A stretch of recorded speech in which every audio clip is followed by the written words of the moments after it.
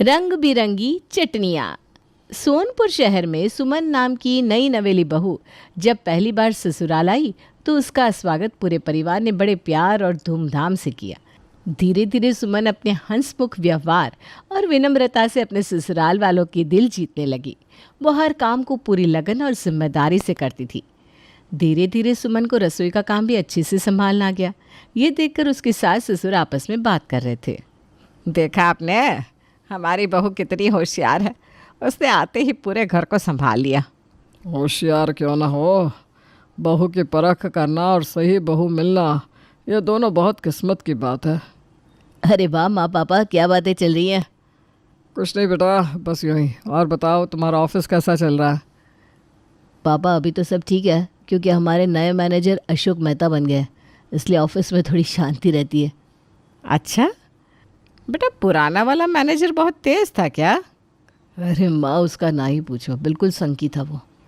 अच्छा, मैं अब ऑफिस के लिए निकलता हूँ। बेटा लंच रख लिया?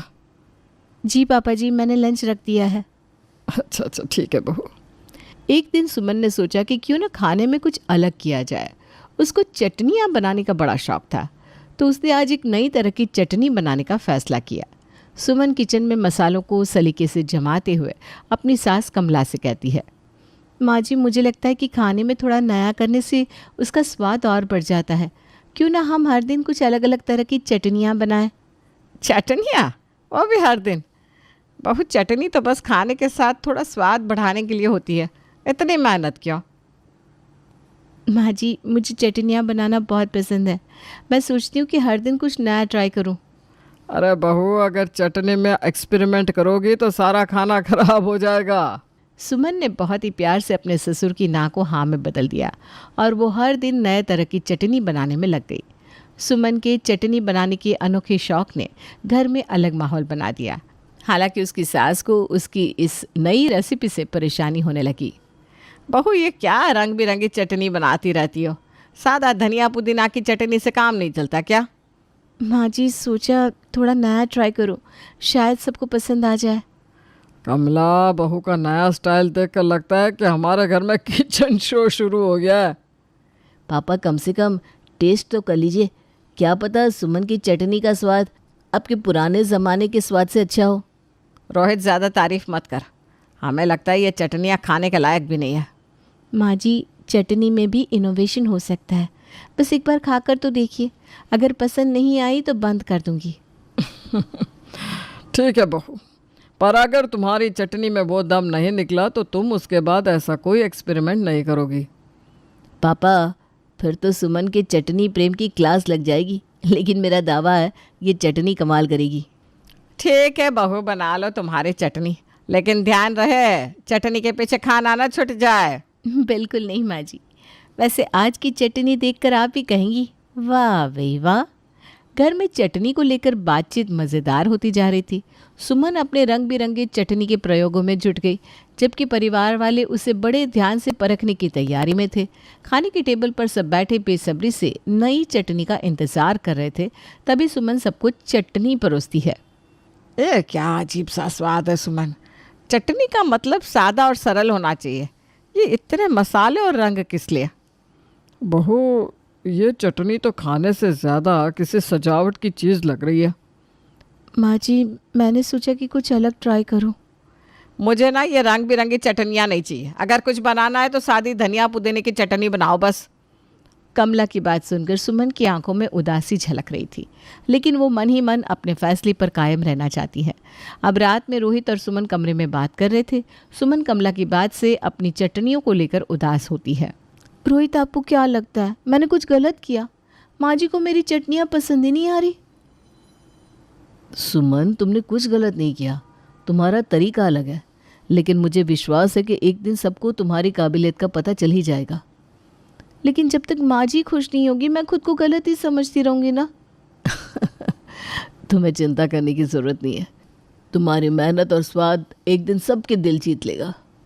पता नहीं, क्या मुझे चटनी बनाना बंद कर देना चाहिए? अरे नहीं, बिल्कुल भी नहीं। बल्कि अब तो तुमको और भी ध्यान से ये काम करना चाहिए, क्योंकि तुमको खुद को साबित जो करना है। थैंक यू रोहित, आप सच में मुझे बहुत अच्छे से समझते हो। सुमन के चेहरे पर हल्की मुस्कान आ जाती है और अब वो रोज़ एक नए उत्साह के साथ किचन में चटनी पर प्रयोग करती है। वो कभी मूंगफली और अदरक की चटनी, कभी टमाटर और लहसुन की चटनी बनाती। अब मैं अमरूद और अदरक की चटनी ट्राई करूँगी, शायद उसका स्वाद सबको पसंद आए। अगले दिन सुमन ने मन बना लिया कि वो अमरूद और अदरक की एक अनोखी चटनी बनाएगी। वो सुबह जल्दी उठकर चुपचाप किचन में तैयारी करने लगी। जैसे ही उसने मसाले पीसने शुरू किए तभी कमला वहाँ आ गई। सुमन को चटनी बनाते देखकर कमला का गुस्सा 7वें आसमान पर पहुँच गया। बहू, ये क्या तमाशा चल रहा है? सुबह सुबह रसोई में फिर से ये रंगीन चटनी बनाने का क्या चक्कर है? वो माँ जी, मैंने सोचा था कि आज अमरूद और अदरक की चटनी बनाऊं, शायद वो सबको पसंद आए। पसंद? अरे भाई, ये फैंसी चटनियाँ किसने मांगी तुमसे? ये रसोई है, कोई प्रयोगशाला नहीं। अगर तुमसे सादी चटनी नहीं बनती तो मत बनाओ।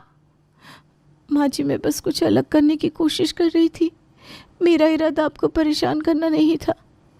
अरे तो अलग करने की कोशिश अपने मायके में करना, यहाँ परंपराओं के खिलाफ कुछ भी नहीं होगा। सुमन का दिल टूट गया।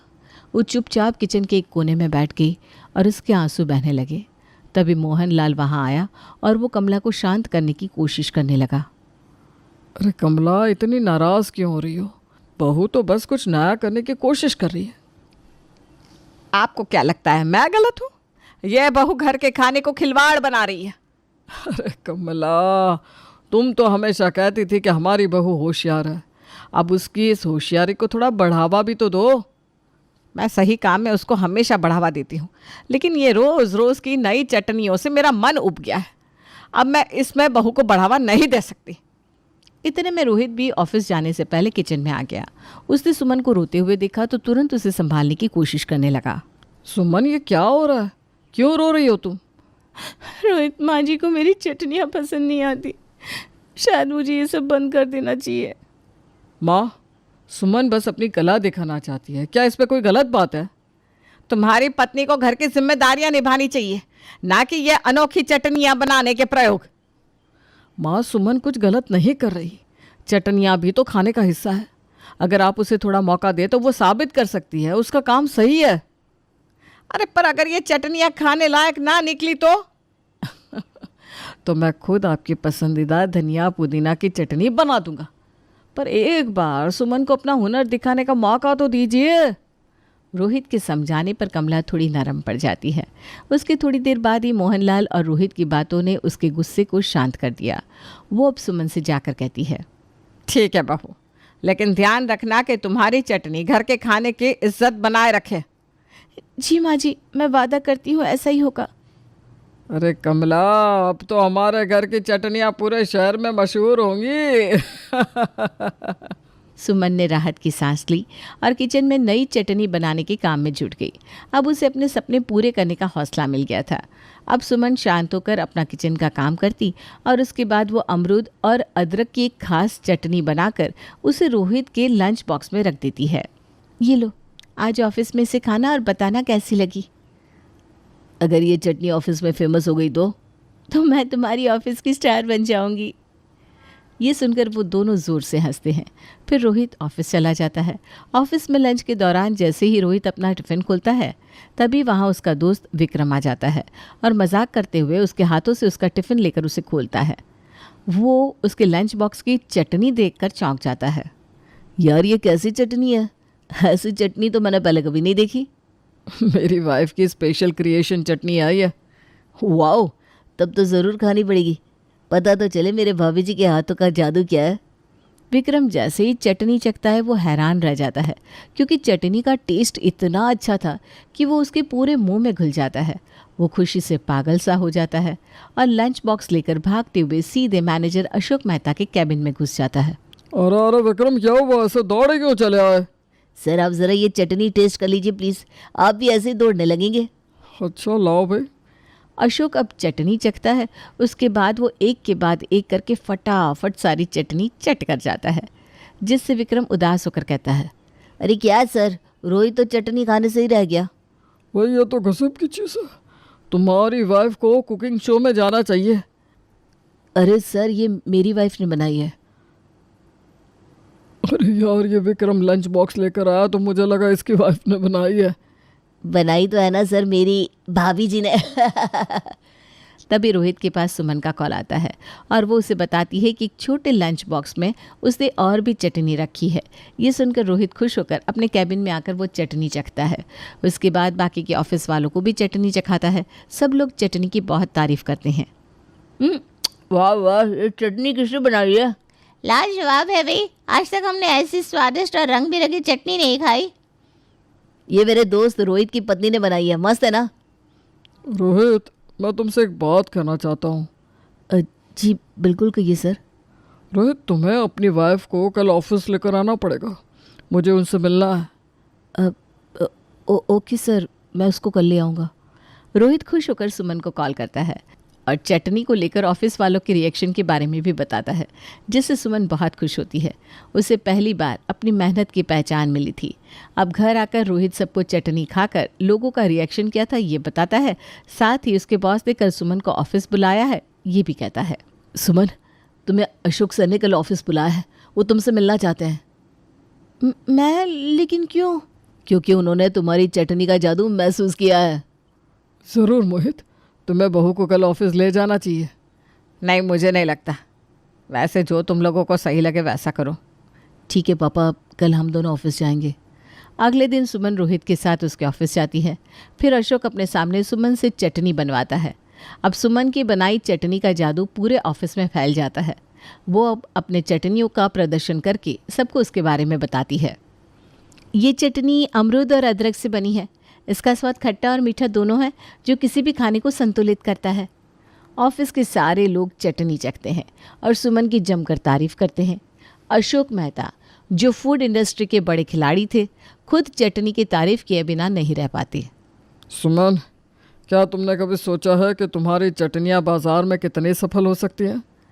नहीं सर, मैंने कभी ऐसा सोचा नहीं। मैं तो बस अपने परिवार के लिए बनाती हूँ। बस अब वक्त आ गया है कि तुम इसे बड़े स्तर पर ले जाओ। रोहित, तुम्हारी पत्नी का टैलेंट कमाल का है।